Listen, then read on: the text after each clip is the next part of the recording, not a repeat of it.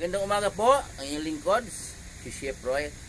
Sa umagang ito po, muli po nag-aaral ang inyong lingkod sa mga turo ng ating Panginoong Hesus.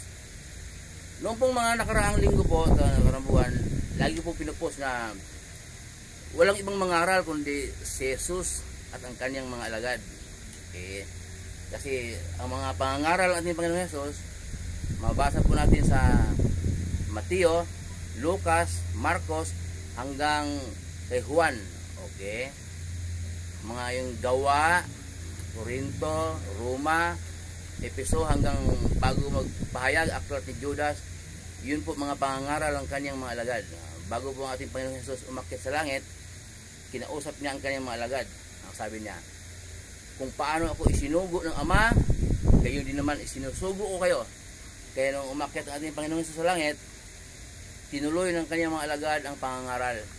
Ang pinapangaral ng kanyang mga alagad ay ang turo niya. Ang kanyang mga alagad ay nangangaral at nagpatotoo na si Jesus ay anak ng Diyos at Diyos. Si Jesus ay namatay, muling nabuhay at siyang ating tagapagligtas. Ang kanyang dugo, siyang maghugas sa ating mga kasalanan. Hindi natin kayang linisin ang ating karumihan. Ngayon, yan ang pinapatotoo ng kanyang mga alagad. Dahil po lagi pong pinapost na si Jesus lang ang mangangaral at ang kanyang mga alagad, sa panahon natin ngayon, walang dapat mangangaral. Nakasulat na ipaalala natin at ipatotoo. Basahin, ipaalala, ipaliwanag, at ipatotoo. Okay? May babasahin po muli ako sa inyo. Madalas po itong binabasa, ngayon po babasahin ko uli. Kasi po, angko po sa sinasabi ko na si Jesus lang ang mangangaral at ang kanyang mga alagad. Okay. Dito po sa Mateo 23:7 hanggang 11 po. Pakinggan po niyo, basahin niyo yung lingkod. Gustong-gusto nilang binabati sila sa mga palengke at tawaging guro.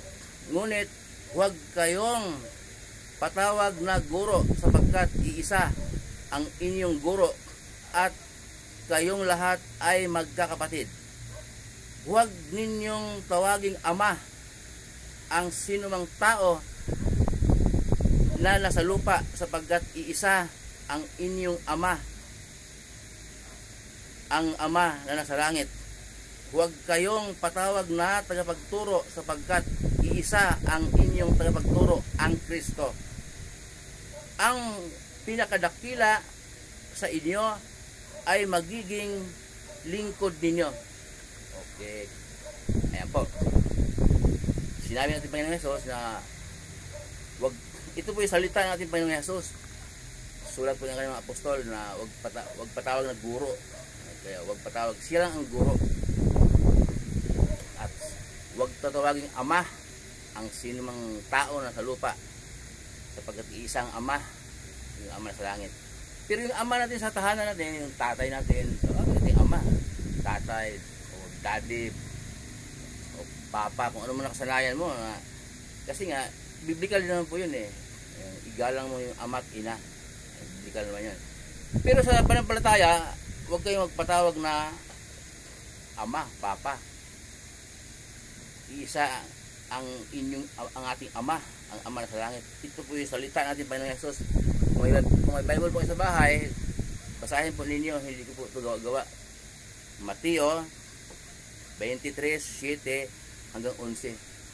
Kasi po yung papa nila sa Vatican, sa Roma, matindi, Santo Papa.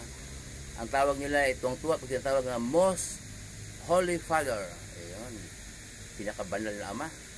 Inubusan niyang karangalan, wala nang tinira sa Diyos na Diyos Ama.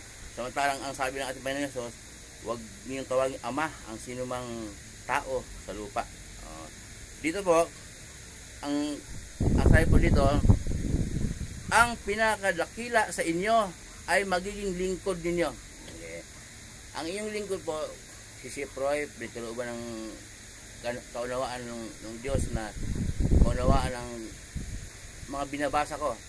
Kaya po, hindi lahat ng tao ito biniyayaan ng Diyos, ni Lord ng kaunawaan.